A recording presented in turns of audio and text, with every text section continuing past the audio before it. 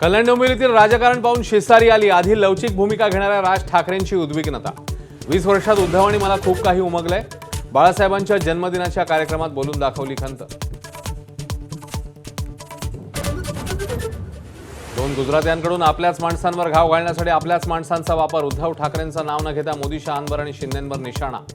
मेलो तरी 72 पण 2 गुजरातींचा गुलाम होणार नसल्याचीही गर्जना। महापौरपद निवडणुकीत चंद्रपूर काँग्रेसमध्ये फूट। खासदार प्रतिभा धानोरकरांचा 13 नगरसेवकांसह आणि वडेट्टीवारांनी 14 नगरसेवकांसह स्थापन केला वेगळा गट। प्रदेशाध्यक्ष सपकाळांची मध्यस्थी अयशस्वी। अकोला महापालिकेत भाजपच्या सत्तेचा मार्ग मोकळा। शरद पवारांच्या राष्ट्रवादीच्या 3 नगरसेवकांची भाजपला साथ। 44 सदस्यांच्या गटाची अमरावती विभागीय आयुक्तांकडे नोंदणी। महाराष्ट्र सदन घोटाळ्यात छगन भुजबळांना मोठा दिलासा। एसीबी नंतर ईडीच्या केसमध्ये निर्दोष मुक्तता। भाजपसोबत गेल्यानंतर दुसरं काय होणार?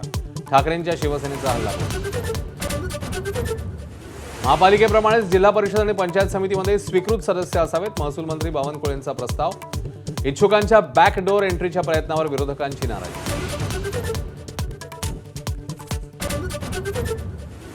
महाराष्ट्रातील स्थानिक स्वराज्य संस्था निवडणुकीच्या धामधुमीत 400 कोटी रोकड असलेलं कंटेनर कर्नाटकमध्ये लुटल्याचा संशय।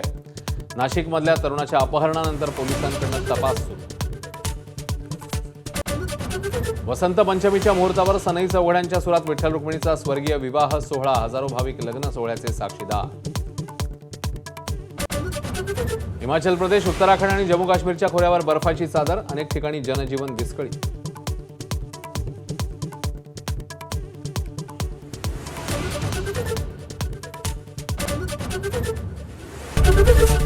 एबीपी माझा, उघडा डोळे बघा नीट।